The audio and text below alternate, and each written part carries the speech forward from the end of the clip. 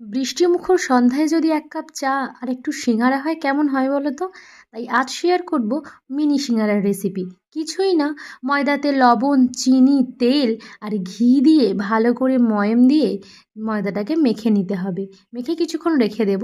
তারপর পুরের জন্য কড়াইতে সাদা তেল, আদা কুচি, কাঁচা লঙ্কা কুচি, একটু পাঁচ ফোড়ন দিয়ে আর সেদ্ধ আলুগুলো দিয়ে লবণ, লঙ্কার গুঁড়ো, হলুদ গুঁড়ো আর একটু ভাজা মশলা ছড়িয়ে স্বাদের জন্য অল্প চিনি দিয়ে ভালো করে আলুটাকে ভেজে নেব। যেহেতু মিনি সিঙ্গারা তাই লেচিগুলোকে ছোট করে করব।